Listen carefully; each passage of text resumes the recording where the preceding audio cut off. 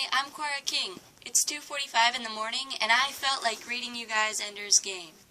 Okay, I'm going to actually start with the acknowledgements. Sorry if you find them boring, but I like acknowledgements. They're the author's personal thanks to certain people, and they should be recognized, so. Acknowledgements. Portions of this book were recounted in my first published science fiction story, Ender's Game, in the August 1977. Analog, edited by Ben Bova. His faith in me and this story are the foundation of my career. Harriet McDougall of Tor is that rarest of editors, one who understands a story and can help the author make it exactly what he meant it to be. They don't pay her enough. Harriet's task was made more than a little easier, however, because of the excellent work of my resident editor, Christine Card. I don't pay her enough either. I am grateful also to Barbara Bova, who has been my friend and agent through thin and sometimes thick, and to Tom Doherty, my publisher, who let me talk him into doing this book at the ABA in Dallas, which shows either his superb judgment or how weary one can get at a convention.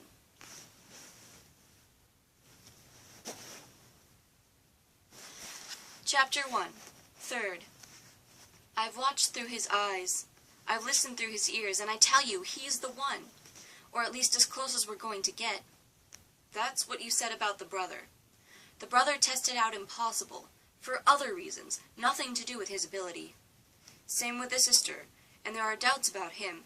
He's too malleable, too willing to submerge himself in someone else's will. Not if the other person is his enemy.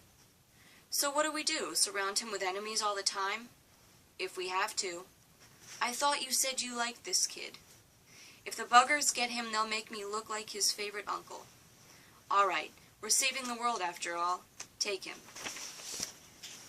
The monitor lady smiled very nicely and tousled his hair and said, Andrew, I suppose by now you're just absolutely sick of having that horrid monitor.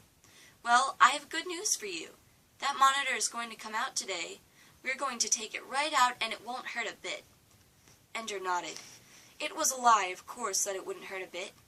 But since adults always said it when it was going to hurt, he could count on that statement as an accurate prediction of the future. Sometimes lies were more dependable than the truth. So, if you'll just come over here, Andrew, just sit right up here on the examining table. The doctor will be in to see you in a moment. The monitor gone. Ender tried to imagine the little device missing from the back of his neck. I'll roll over on my back in bed, and it won't be pressing there. I won't feel it tingling and taking up the heat when I shower. And Peter won't hate me anymore. I'll come home and show him that the monitor's gone, and he'll see that I didn't make it either. That I'll just be a normal kid now, like him. That won't be so bad, then.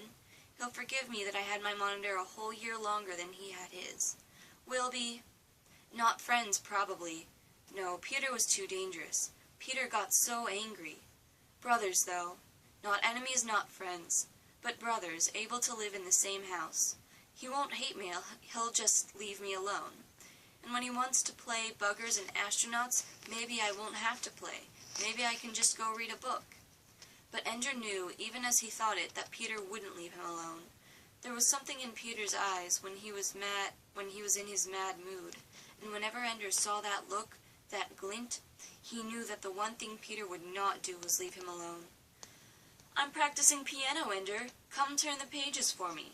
Oh, is the monitor boy too busy to help his brother? Is he too smart? Gotta go kill some buggers, astronaut? No, I don't want your help. I can do it on my own, you little bastard. You little third. This won't take long, Andrew, said the doctor. Ender nodded. It's designed to be removed, without infection, without damage. But there'll be some tickling, and some people say they have the feeling of something missing. You'll keep looking around for something you were looking for, but you can't find it, and you can't remember what it was. So I'll tell you. It's the monitor you're looking for, and it isn't there. In a few days, that feeling will pass. The doctor was twisting something at the back of Ender's head. Suddenly, a pain stabbed through him like a needle from his neck to his groin. Ender felt his back spasm and his body arched violently backward. His head struck the bed. He could feel his legs thrashing and his hands were clenching each other, wringing each other so tightly they arched. "Dee Dee!" shouted the doctor. "I need you!" The nurse ran in, gasped. Got to relax these muscles. Get it to me, now! What are you waiting for? Something changed hands. Andrew could not see. He lurched to one side and fell off the examining table. Catch him! Cried the nurse. Just hold him steady. You hold him, doctor. He's too strong for me. Not the whole thing. You'll stop his heart. Ender felt a needle enter his back just above the neck of his shirt. It burned, but wherever in him the fire spread, his muscles gradually unclenched. Now he could cry for the fear and pain of it. Are you all right, Andrew? The nurse asked. Andrew could not remember how to speak. They lifted him onto the table. They checked his pulse, did other things. He did not understand at all. The doctor was trembling. His voice shook as he spoke. They leave these things in the kids for 3 years. What do they expect? We could have switched him off. Do you realize that? We could have unplugged his brain for all time.